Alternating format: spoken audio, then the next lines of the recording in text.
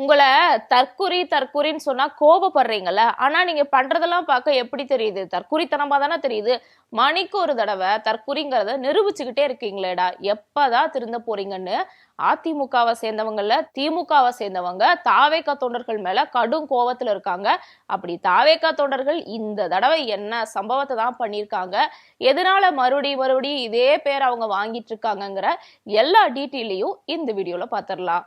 Welcome to the Mathimugam report. நான் சிலம்பு செல்வி. டயா booster சுகரை control பண்ணும், உங்க ஆரோக்கியத்தை மீட்டு தரும். சர்க்கரையை கட்டுப்படுத்துறதுக்கான எளிமையான வழிமுறை, இயற்கையான வழிமுறை. அனைத்து மருந்து கடைகளிலும் கிடைக்கும். சுப்பிரமணியபுரம் பசங்க மாதிரியான பெரிய ஹிட்டான படத்துக்கு மியூசிக் போட்டவர் தான் ஜேம்ஸ் வசந்தன். இவர் மியூசிக் போறது மட்டும் இல்லாம சில தனியார் தொலைக்காட்சியில தொகுப்பாளராகவும் இருந்திருக்காரு, மல்டி டேலண்டடாகவும் இருந்திருக்காரு. சோ அப்ப இருந்தே இவர் பலருக்கும் தெரியப்பட்ட பரிச்சயமான நபராகவும் இருக்காரு. ஆனா இப்போ 2026 சட்டமன்ற தேர்தலில் தொடர்ந்து தாவேக கட்சியினரையும் விஜயையும் விமர்சனம் பண்ணி சோசியல் மீடியாலையும் சரி நேர்காணலையும் சரி பேசிட்டு வந்துட்டு இருந்தாரு. சரி, விமர்சனம் பண்ணாரு, அதை தவிர என்ன பண்ணாரு? வேற ஒண்ணுமே பண்ணல. அவரோட விமர்சனமும் காட்டமா இருந்ததே தவிர கெட்ட வார்த்தை போட்டு பேசுறதோ அடிக்கிறதோ வெட்டுறதோ குத்துறதோ அந்த மாதிரிலாம் கிடையாது. காட்டமான முறையில விமர்சனம் பண்ணிட்டு வந்தாரு. இது மிகப்பெரிய தாவேகாவினர் மத்தியில பேசு பொருளாச்சு. வழக்கம் போல ஜேம்ஸ் வசந்தா பச்சையா திட்டுறதும் கொச்சையா திட்டுறதும் எல்லாமே பண்ணிட்டு தான் இருந்தாங்க.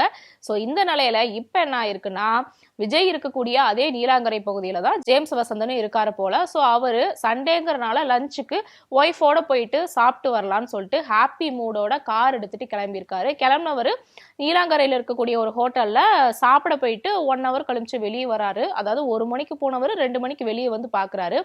பார்த்தப்பதாங்க தெரியுது அவரோட காரோட பின்னாடி சீட்ல ஓங்கி கல்லை விட்டு, அதாவது அது எப்படி இருக்குன்னா அப்படியே அவ்வளவுதான், நான் அடிக்கிற அடியில அந்த காரு மொத்தமுமே துவம்சமாயிரணுங்கிற மாதிரி ஓங்கி கல்லை விட்டு எரிஞ்சு அந்த பேக் சைட்ல இருக்கக்கூடிய கண்ணாடியை உடைச்சு அந்த கல்லு உள்ளேயும் விழுந்திருக்கு.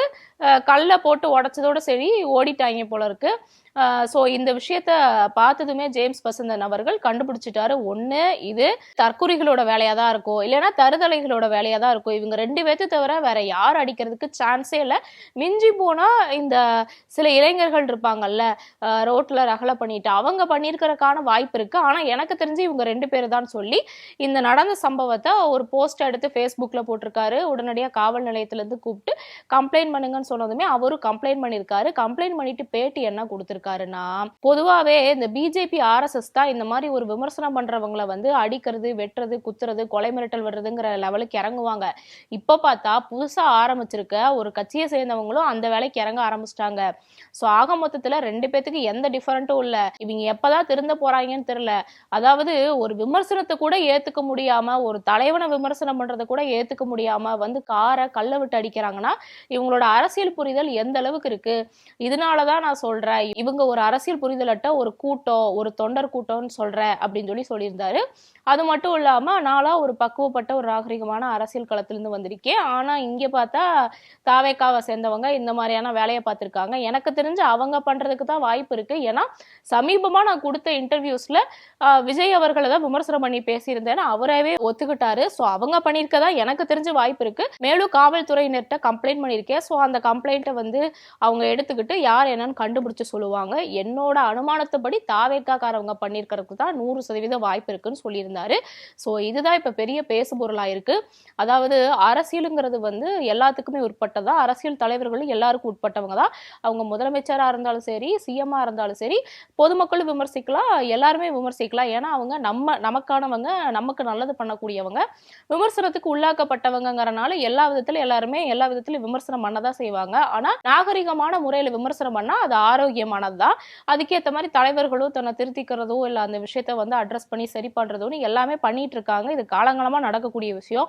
ஆனா திடுதுப்புன்னு களத்திலே இல்லாம ஸ்ட்ரைட்டா சிஎம் ஆவன்னு சொல்லி குதிச்சா அவங்களுக்கு கீழே இருக்காங்கல்ல அந்த அரசியல் வையப்படாத தொண்டர்கள், அவங்களோட செயல்கள் தான் இந்த மாதிரி இருக்கு. இந்த அரசியல் வையப்படாததோட காரணம் வெளிப்பாடு என்னன்னா, தன்னோட ஒரு தலைவரை விமர்சனம் பண்ணிட்டாலே ஏத்துக்க முடியாம ஒருத்தவங்க கார் கண்ணாடியை உடைக்கிற அளவுக்கு இறங்கியிருக்காங்கன்னா இவங்க எப்பதான் திருந்த போறாங்கன்னு தெரியலன்னு திமுக திமுகவினர் தாவேகாவினரை போட்டு அடிச்சு துவைச்சிட்டு இருக்காங்க.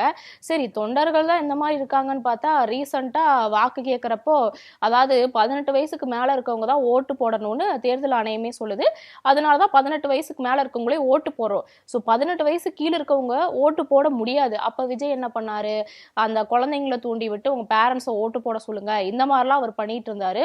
ஒரு அரசியல் தலைவருக்கு இது அழகான்னு சொல்லி விஜயையும் போட்டு அப்பயே எல்லாம் ரோஸ்ட் பண்ணிட்டு இருந்தாங்க. உதாரணத்துக்கு சொல்லணும்னா, ஓட்டு போட போறப்ப தேர்தல் ஆணையம் அவ்வளோ சொன்னாங்க, உள்ள போயிட்டு நீங்க மொபைல் யூஸ் பண்ணக்கூடாது, போட்டோ வீடியோஸ் எடுக்கக்கூடாதுன்னு சொல்லியுமே மீறி திருட்டுத்தனமா போய் விசிலுக்கு ஓட்டு போடுறதை எடுத்து ரீல்ஸா வேற போட்டு இப்ப அரெஸ்ட் ஆகி விஜயோட தொண்டர் ஒருத்தர் ஜெயில உட்காந்துட்டு இருக்காரு.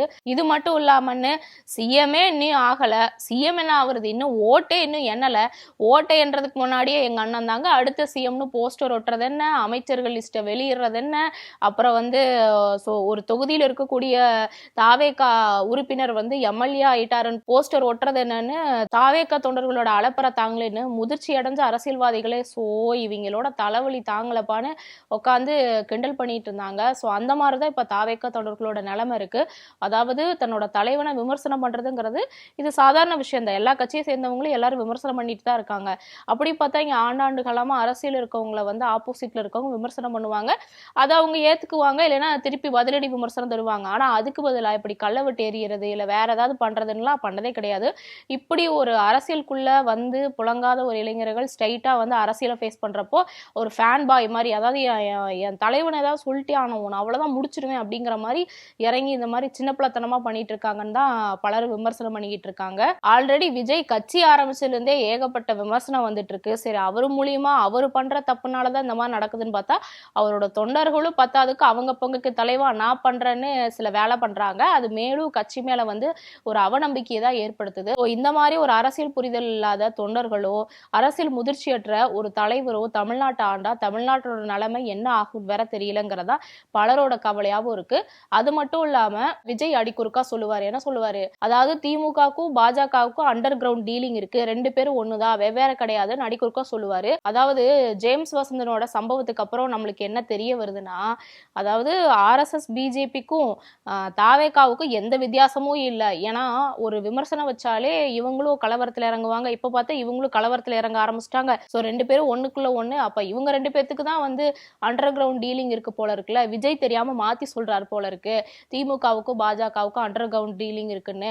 சோ தயவு செஞ்சு நெக்ஸ்ட் மீட்டிங்ல எல்லாம் இந்த மாதிரி சொல்லாதீங்க, உங்க ரெண்டு பேத்துக்கும் தான் இடையில அண்டர் கிரவுண்ட் டீலிங் இருக்குன்னு சொல்லுங்கிற மாதிரி மேலும் விஜய பலரும் விமர்சனம் பண்ணிட்டு இருக்காங்க.